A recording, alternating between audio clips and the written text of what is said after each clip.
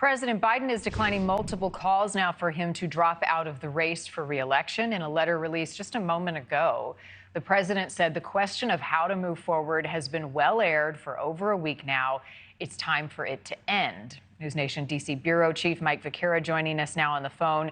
Sounds as though, Mike, the president is digging in his heels and not going anywhere despite these growing calls. Well, and that's what the president has been saying ever since that cataclysmic, I think you have to say, debate that aired nationally just on the Thursday of the week before. And now the president getting out ahead now. Remember, Congress, Marni, was out of session last week for the July 4th recess.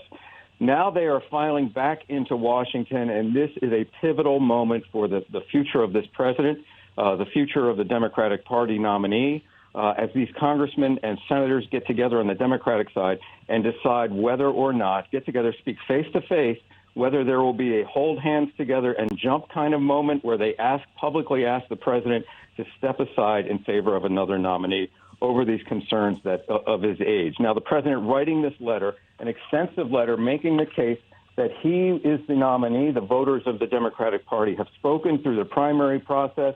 He says he was opposed by just 3 people who challenged him during that primary process. He says one of them attacked me for being too old, and he was soundly defeated. He says the voters of the Democratic Party have voted. They have chosen me to be the nominee of the party.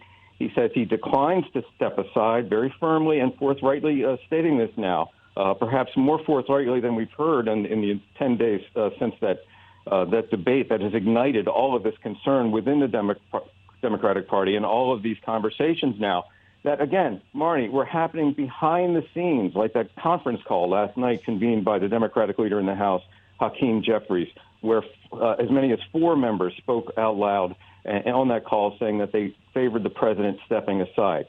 So this now moment when they're all together, filing back in tonight, tomorrow, and Wednesday, these are going to be pivotal days, and now we see the president clearly recognizing that, writing this letter to his Democratic colleagues in Congress, making a strong case in his mind of why he should remain the nominee and why they should stand down in their calls in this movement that does seem to be gaining momentum to ask him to step aside.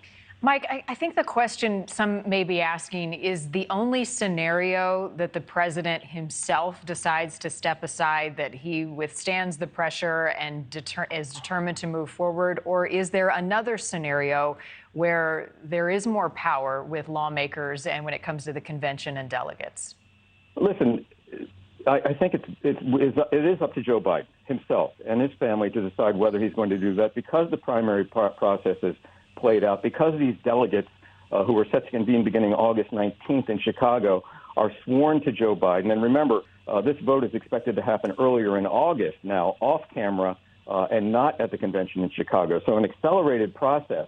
But the question is, I think whether you're the president of the United States or you're running for a backbench seat in Congress is, do you look at the race and do you think you can win?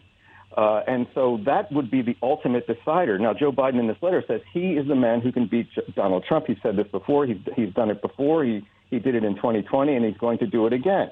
That's Joe Biden sort of beating his chest and saying that he is going to stand up to Donald Trump, which is what Democrats really want. And that's the essential question. Will these Democrats getting together this week look at the race, look at Joe Biden, his public performances, and say, is Joe Biden the best person we can put forward to defeat Donald Trump on November 5th?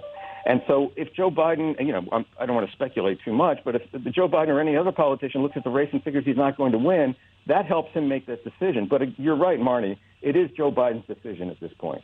Right. But if he looks at the race and decides there's nobody better, I might not be the best person to continue. I might not really want to continue, but nobody else can. Does the Democratic Party have anyone else? Can Kamala Harris win? I guess what's the polling right now show that the president is looking at or being told about as an indicator as what the best, easiest path forward may be? Right. Well, all these campaigns have different polls they can brandish to make their case, right? There was a recent poll that came out just the last few days since that debate that showed Joe Biden doing well in battleground states and perhaps even gaining ground. Other polls show a steep slide nationwide in the nationwide polls. Of course, the battlegrounds are the ones that matter. Let's stipulate that. But sliding further behind Donald Trump in the polling since the debate. Thank you for watching. Go to newsnationnow.com to find News Nation on your television provider. And don't forget to click the red subscribe button below to get more of News Nation's fact-driven, unbiased coverage.